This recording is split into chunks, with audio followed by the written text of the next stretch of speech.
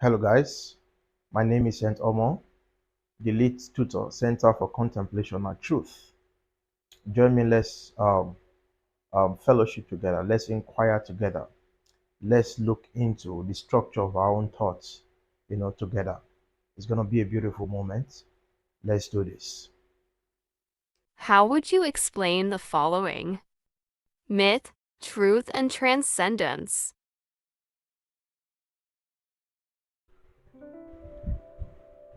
Myth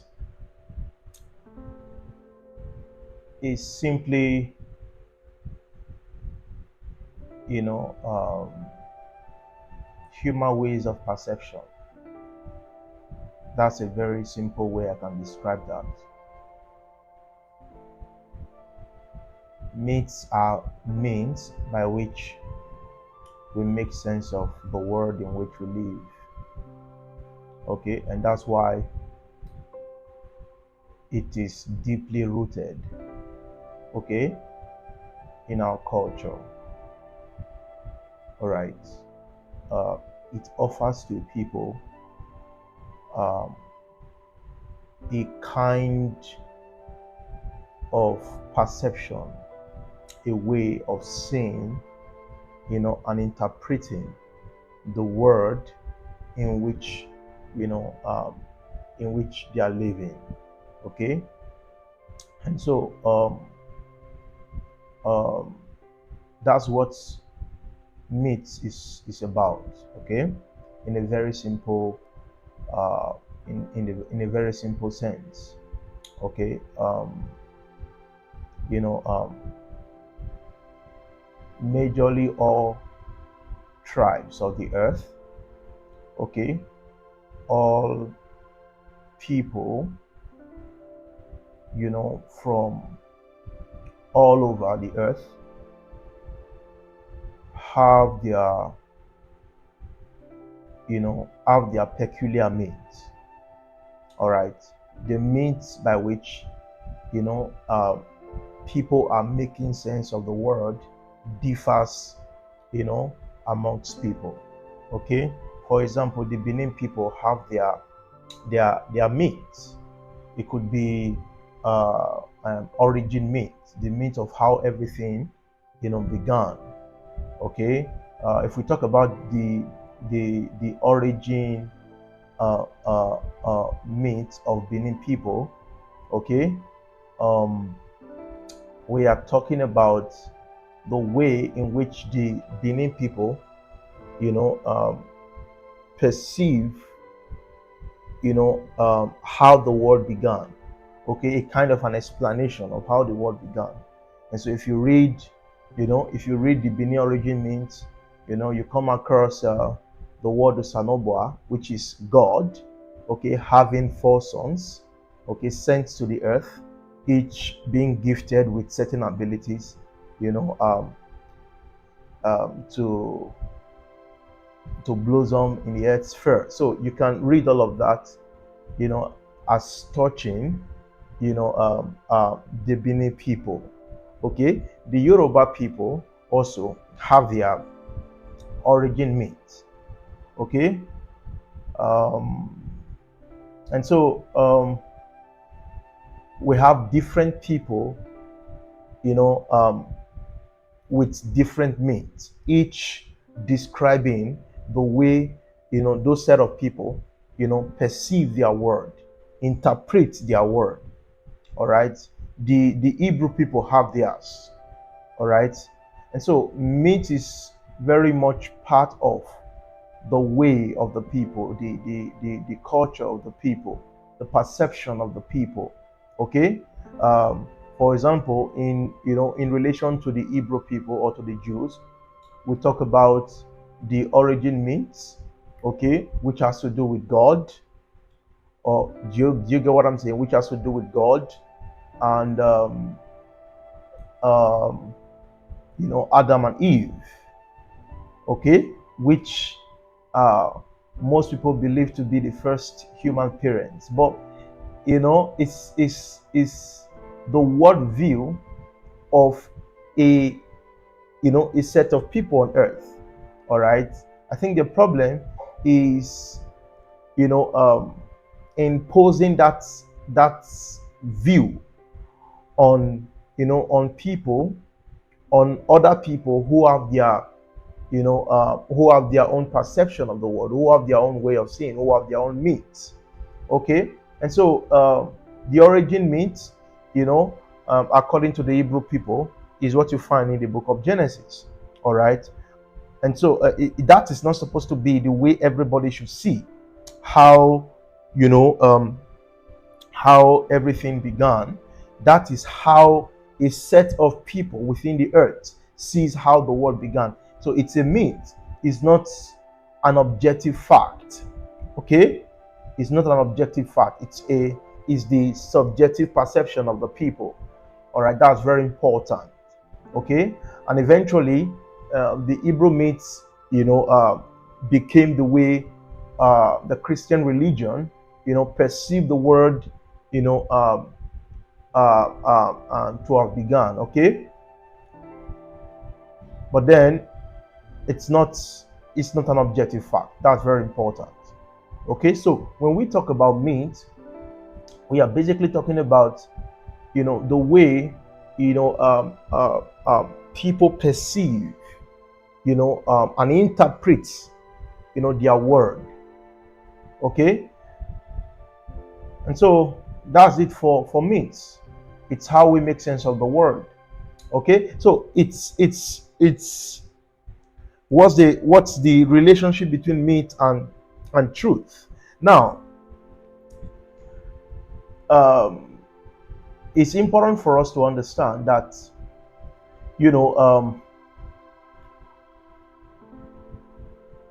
myth as the way we perceive, okay, the way we make sense of the world in which we are living, all right, is not primarily the truth. Okay, now that does not automatically, imply that, your myth is false. Okay, there is the place for myth. There is the place for, the way we are making sense of the world we are in. There is a place for that. Okay, there is a place for that. All right. Now, one of the significance, or should I say the purpose of myth, all right, is for the evolving of man. Okay, is for the evolving of man. All right, a kind of that evolutionary process, all right, that,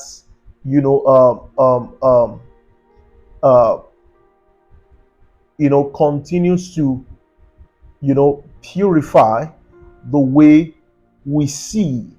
All right, that continues to, upgrade, all right, our insight into the deeper structure of reality. And so we can't really rule off the place of myth. Okay, but then if we do not recognize, its place, all right, we are going to create something else. We are going to, that's where falsehood results. That's where we give birth, to falsehood, when we, do not understand the place of myth, okay, in human space. All right, and so these are, when we talk about for example, the Greek mythologies. All right, now if we talk about the cosmic forces, all right, that were personified. Now, these are not objective, gods, all right, that is, maybe gods that are out there in the sky controlling our lives. No, when we look at this, mythologies, when we look at this narration, all right, you see, they are a kind of an anchor, all right, for people to look within themselves. And so, for example, when I talk about the God of wisdom, all right, I am not looking at, you know, an actual objective God that lives in the sky or that lives, you know, outward of me, okay, you know, that I'm referring to as the God of wisdom, you know, therefore praying to give me wisdom. All right, the purpose for personifying, all right, you know, all of this, all of these meats, okay, is to give you an anchor to be able to look within yourself. All right. And so, for example, if I talk about the God of wisdom and I give, you know, and there are narratives around such, you know, God, what he has done, you know, how he was able to power, you know, let's say how, you know, such God was able to solve, you know, critical problems, how, you know, such God was able to help people to navigate through trying times, challenging seasons. Okay, now all of that narrative is to give you, is to help your imagination. All right, because eventually you are that wisdom. Okay, you are that wisdom. Okay, so you are really the actuality of all meat across ages and across cultures. Okay, and so everything are supposed to, you know, all of these meats are supposed to collapse in you. They are supposed to be consummated in you. All right, because you are the actual. Okay, you are the actual. And so it's a kind of a mirror. And so you can look at meat as a mirror. Okay, that which mirrors your inner world, that which mirrors, you know, your potentiality. All right, when you understand this, then you don't become literal, okay, with the meat, with human meat. Right, you don't become literal with it. Okay, and I think this is where our issues are coming from. Right, we take literal that which is metaphorical, that which is, you know, it's a way of conveying, all right, a spiritual understanding of your own inner world.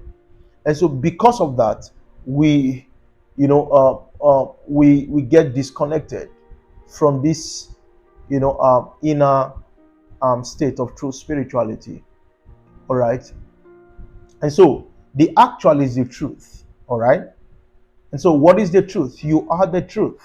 The truth is right now. The truth is that which is, you know, it's without, it's actually the projection of the human mind. All right, and the nature of that projection is to give you a kind of an anchor, is to give you a kind of an image, is to serve as a mirror, all right, for you to see that which is actually within you. And so the God of wisdom, all right, the God of knowledge, the God of power, the God of this and the God of that, all of these, they are you. All right, and so you are the truth. All right, you are the truth. And so when you understand the place of meat, it brings you to the presence. All right, it brings you to presence.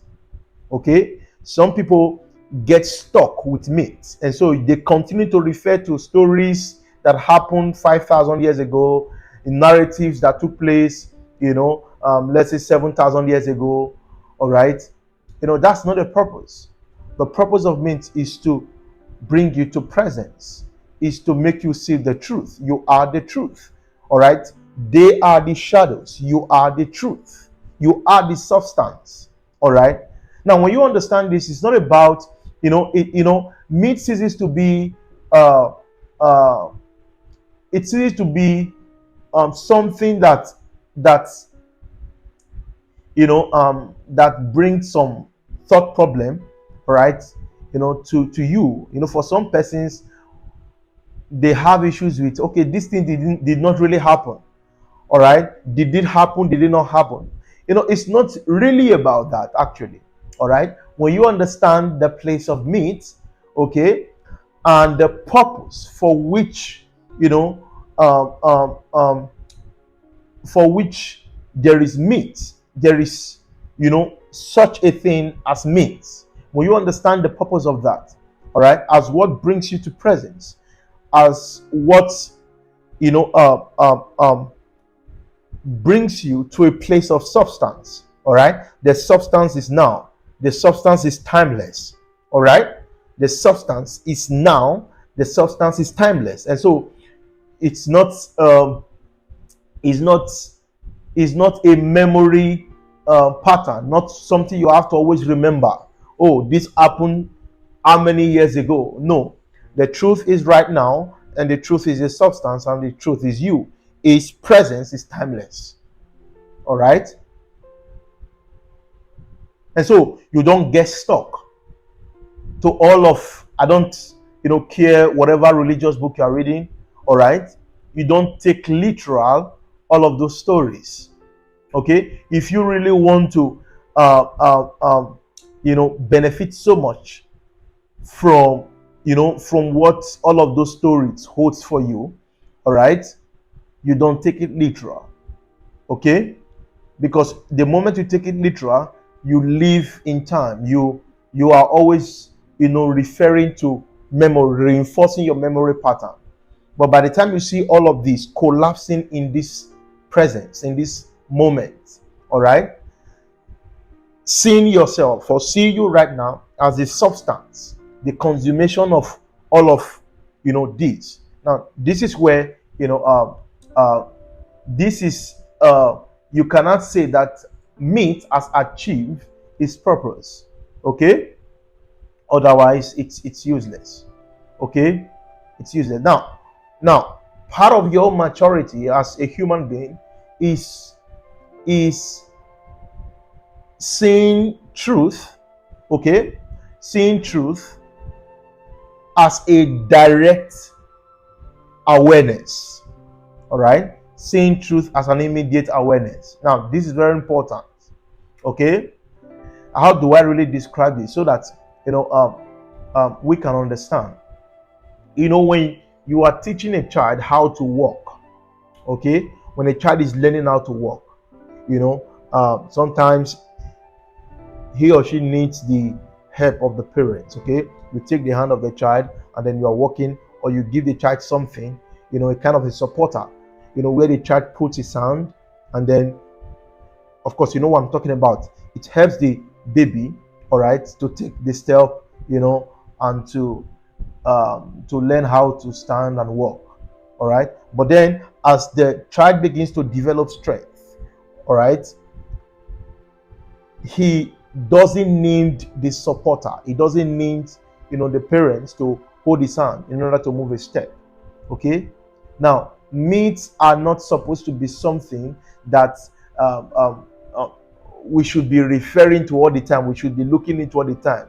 For example, if you maybe you are a Christian, reading the Samson story all the time, reading Moses story all the time, reading your narratives all the time, that's being stuck.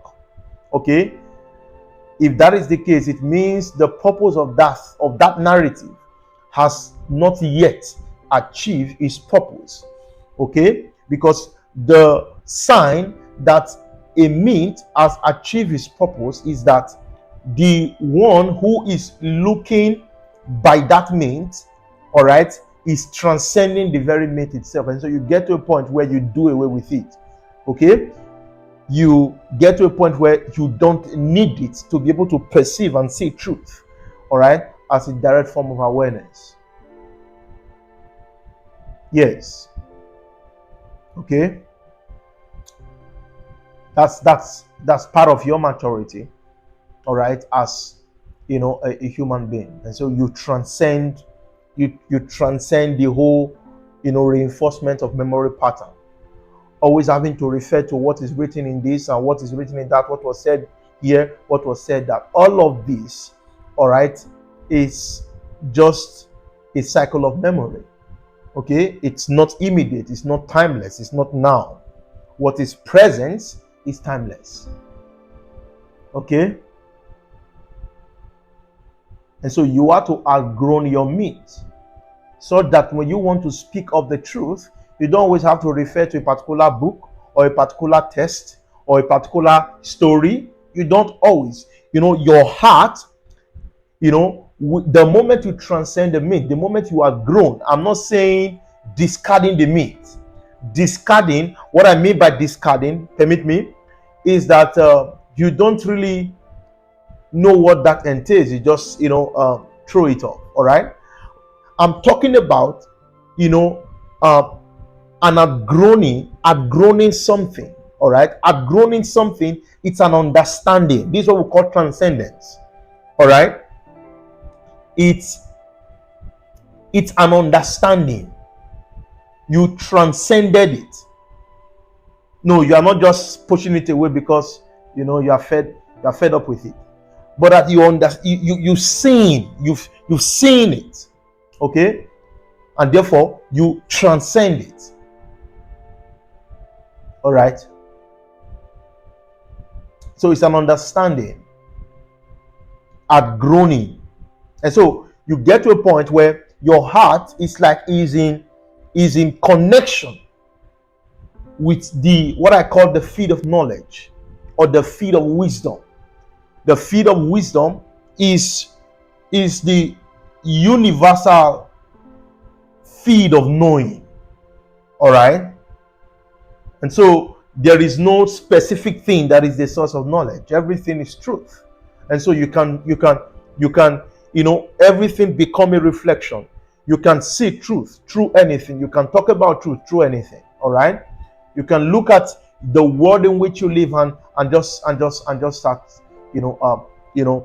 seeing the truth as a direct form of awareness. Okay. Right now it's immediate. Okay. You don't always have to refer to a particular thing or refer to a particular book or anything. Your heart has now been opened to that feed of knowing. Okay, to that feed of knowing. All right. And so it's all part of the expression of a mature human being, one who has been able to outgrown, all right, his body of means. Okay. And so you call that transcendence. All right. You call that transcendence. Okay. Where you have to, you're having to transcend something by understanding, by growing. What is the mind in conflict, and how do we dissolve it? Okay. What is the mind in conflict, and how do we dissolve? All right. And how do we dissolve it? How do we dissolve the conflicting mind? All right. Okay. You see, I think most people really have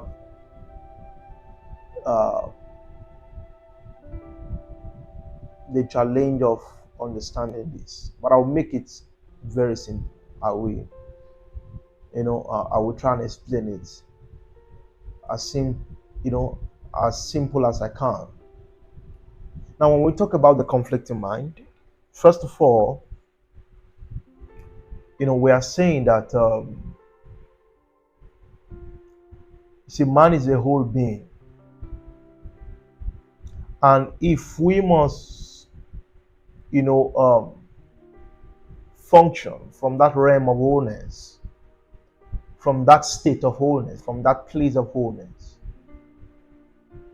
first we have to begin by accepting all of what we are capable of.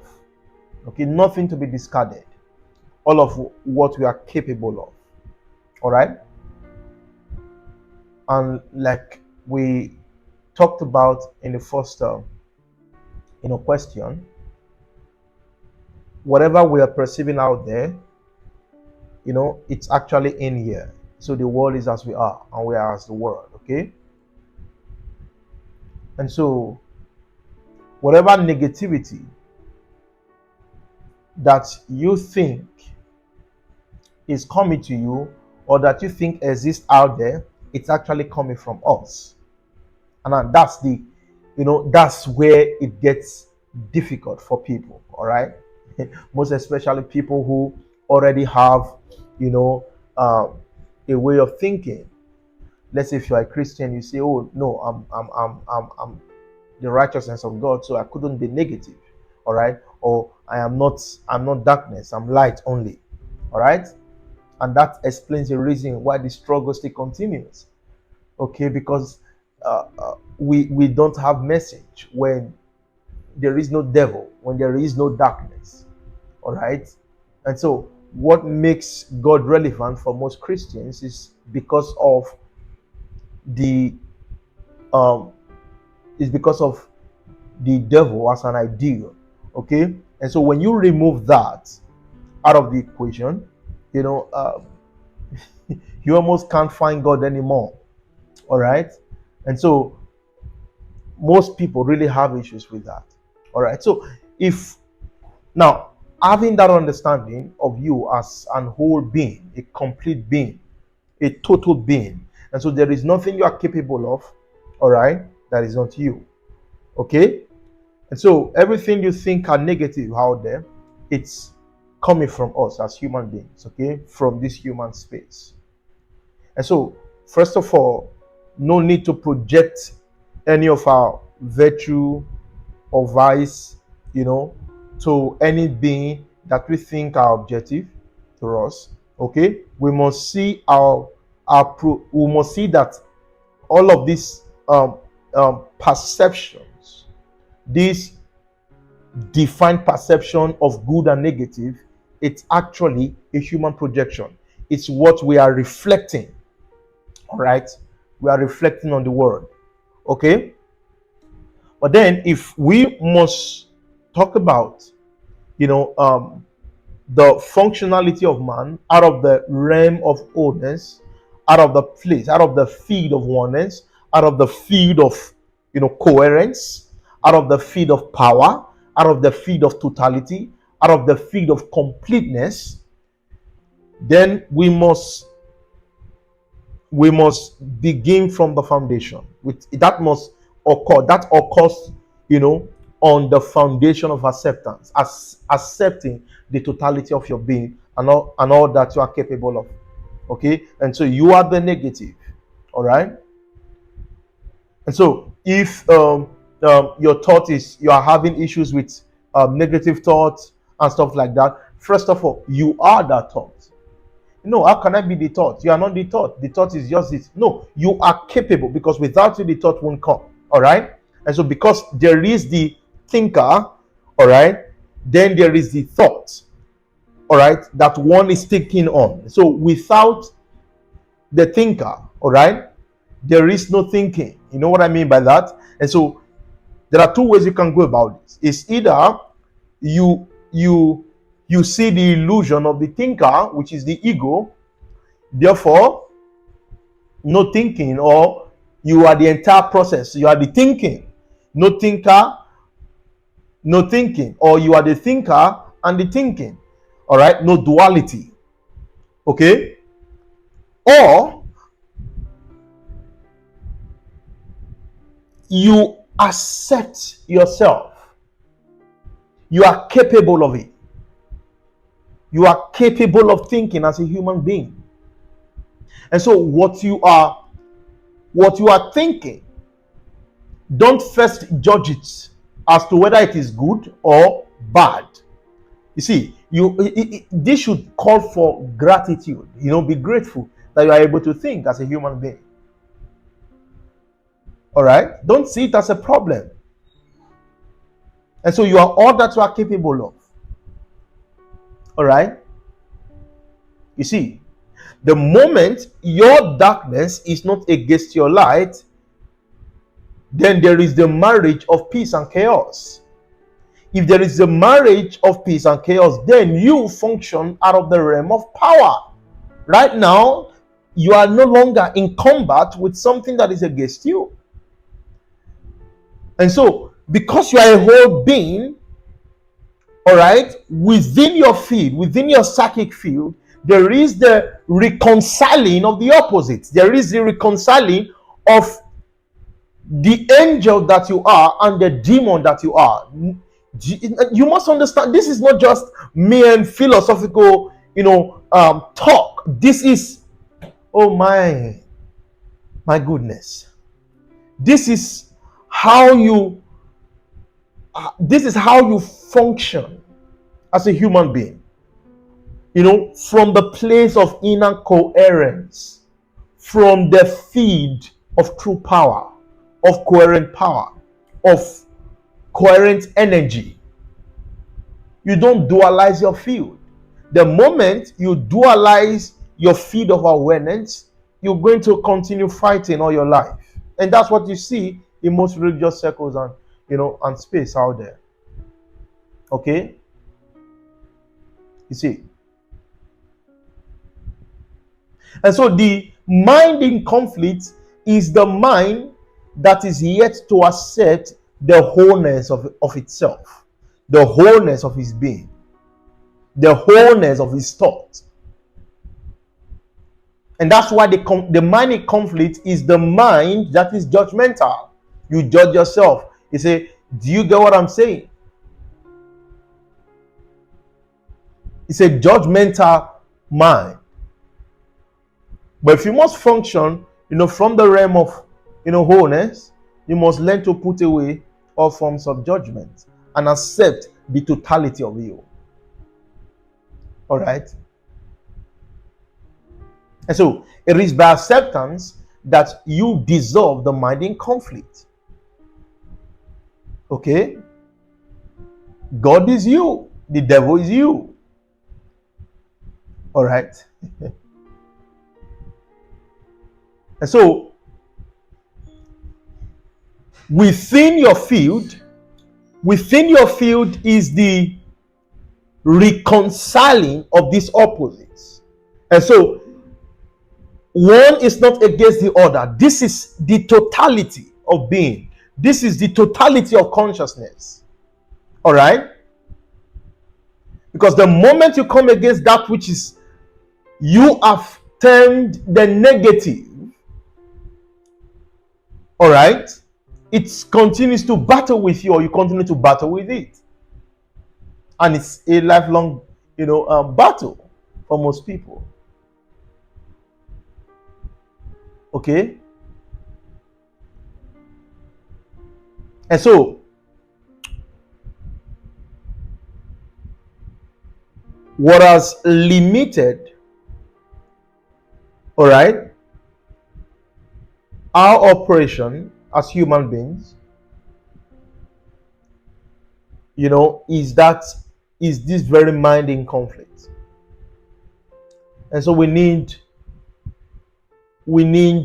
a complete mutation in our psychic field. We need that radical change. All right? And this change is seeing the totality of your being without dualizing it. All right? Without dualizing it. So this is where peace is, okay? So this is where you and I, function from. It is this place of totality, the place of rest. And I hope that helps. Stay good.